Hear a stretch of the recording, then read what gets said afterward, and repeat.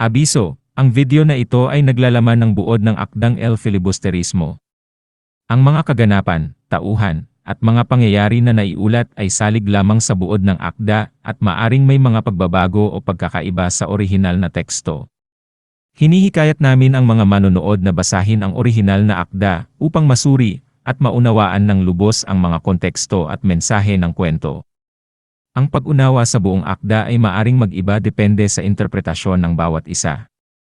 Maraming salamat sa inyong pangunawa. Sa Kabanata 7 ng El Filibusterismo ni Jose Rizal, pinamagatang Simon, makikilala natin ang isa sa mga pangunahing tauhan ng nobela, si Simon. Si Simon ay isang mayamang Tsino na kilalang kaaway ng mga preile at kolonyal na gobyerno. Ipinakilala siya sa Kabanata 1 ng nobela bilang isang magastos na kalakalero na naglalakbay sa iba't ibang bahagi ng Pilipinas. Sa kabanatang ito, inihayag ni Simon ang kanyang mga tunay na motibo.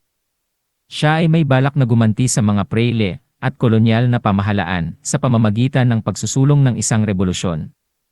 Binuksan niya ang isang espekulasyon tungkol sa paglalagay ng mga dilaw na papel sa kanyang mga kahon ng alahas na magiging senyal ng pagsiklab ng revolusyon.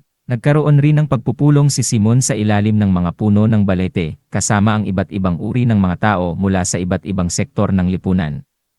Sa pagpupulong na ito, ipinaliwanag ni Simon ang kanyang mga adhikain at kanyang layunin na palayain ang Pilipinas mula sa pang-aapi ng mga Kastila at mga preile. Gayon din, ipinakilala ni Simon ang mga tauhan na makakasama niya sa kanyang mga plano, kabilang ang mga karakter na sina Basilio at Isagani.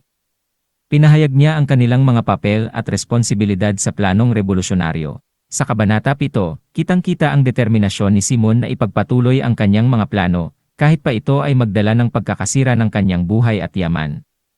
Ipinapakita rin dito ang kanyang pagnanais na makamit ang pagbabago para sa kanyang bansa. Ang Kabanata 7 ay nagbibigay ng masusing pagpapakilala kay Simon bilang isa sa mga pangunahing tauhan ng nobela at nagtatakda ng pundasyon para sa mga pangyayari at pangunahing tema ng El Filibusterismo.